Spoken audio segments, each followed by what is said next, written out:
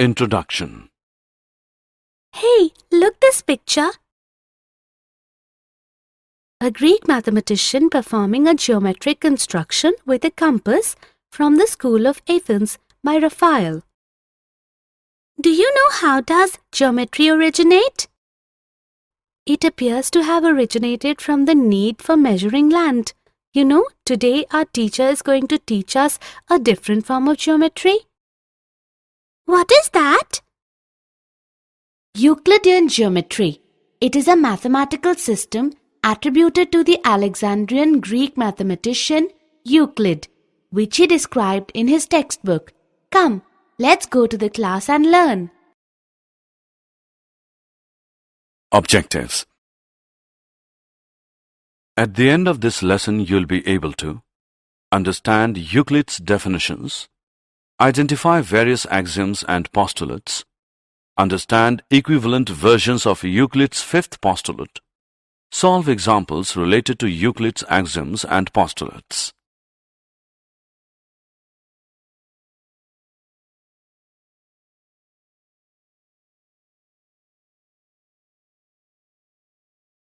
Introduction to Euclid. Euclid from approximately 325 to 265 BC is called the father of geometry, not because he invented it, but because his book Elements is the oldest geometry text we have in the Western world today. Euclid believed each part of geometry should be based on previously proven parts. However, something has to be the starting point, and he proposed 4 undefined terms and 5 basic axioms. The rest of Euclidean geometry is based upon these basic building blocks.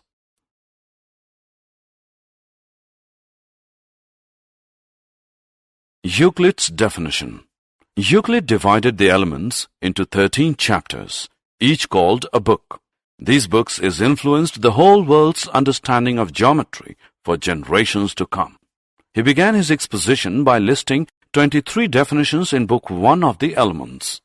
A few of them are: a point is that which has no part, a line is breadth less length, the ends of a line are points, a straight line is a line which lies evenly with the points on itself, a surface is that which has length and breadth only, the edges of a surface are lines, a plane surface is a surface which lies evenly with the straight lines on itself.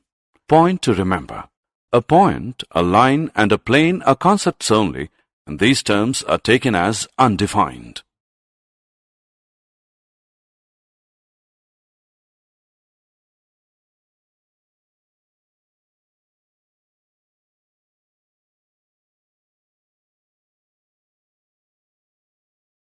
Axioms. Euclid describes axioms and postulates, which we will discuss here. The axioms or common notions are about relationships. What does equal mean? How do you add or subtract things? And so on. These are assumptions which are self-evident truths. Some of Euclid's axioms or common notions are: 1. Things which are equal to the same thing are equal to one another. 2. If equals are added to equals, the wholes are equal. 3. If equals are subtracted from equals, the remainders are equal. Things which coincide with one another are equal to one another. 5. The whole is greater than the part. 6. Things which are double of the same things are equal to one another. 7. Things which are halves of the same things are equal to one another.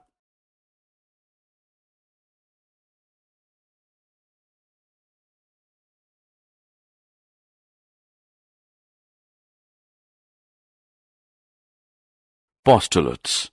The postulates talk about straight lines, circles, right angles, and parallel lines. These have been defined already. Euclid's postulates are 5 in number. First postulate is: a straight line may be drawn from any one point to any other point. Postulate second is: a terminated line can be produced indefinitely.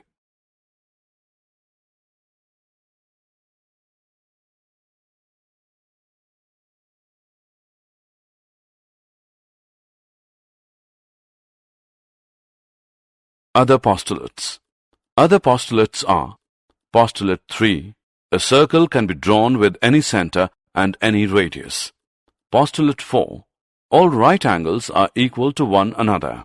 And postulate 5 is: if a straight line falling on two straight lines makes the interior angles on the same side of it, taken together, less than two right angles, then the two straight lines, if produced indefinitely, meet on that side on which the sum of angles is less than two right angles.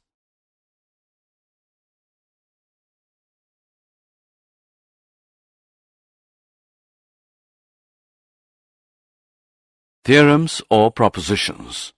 Theorems are the statements which are proved using axioms, previously proved statements, and deductive reasonings. Following the definitions, postulates, and common notions, there are 48 propositions. Each of these propositions includes a statement followed by a proof of the statement. Each statement of the proof is logically justified by a definition, postulate, common notion, or an earlier proposition that has already been proven. Some of the propositions are constructions.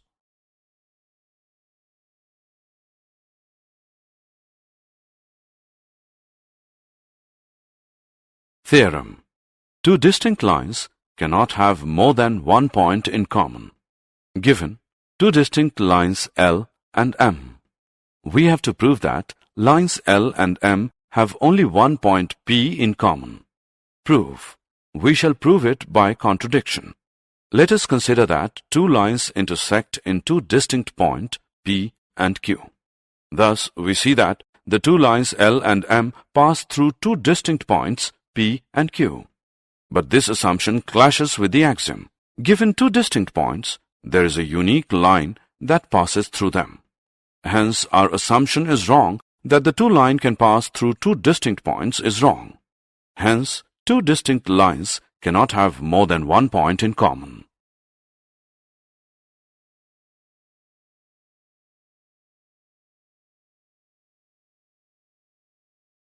Equivalent versions of Euclid's fifth postulate. We have two equivalent versions of Euclid's fifth postulate. The first one is play fair axiom. This says that through a given point, not on the line, one and only one line can be drawn parallel to a given line. And the other one is two distinct intersecting lines cannot be parallel to the same line. All the attempts to prove Euclid's fifth postulate using the first four postulates failed, but they led to the discovery of several other geometries called non-Euclidean geometries. Example. Let's solve an example now. Prove that an equilateral triangle can be constructed on any given line segment. Draw a line segment, say PQ. Using Euclid's postulate 3, which says that a circle can be drawn with any center and any radius, we will draw a circle with center P and radius PQ. Again, we draw another circle with center Q and radius QP. The two circles meet at a point, say R. Join P to R and Q to R. Now in triangle PQR, PQ is equal to PR and PQ is equal to QR. So, by axiom 4, things which are double of the same things are equal to one another. We get PQ as QR, which is equal to PR. Hence, triangle PQR is an equilateral triangle.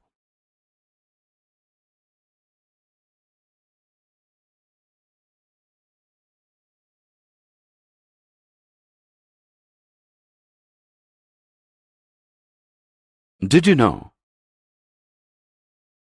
Little is known about Euclid, the author of the Elements. He taught and wrote at the museum and library at Alexandria, which was founded by Ptolemy I. Euclid is said to have said to the first Ptolemy, who inquired if there was a shorter way to learn geometry than the Elements. The Elements. Basic facts. Written about 2300 years ago. No copies extant. Many new editions were issued. Earlier copy dates from 888 AD in Oxford. Style. No examples, no motivations, no calculations, no witty remarks, no introduction, no preamble, nothing but theorems and their proofs.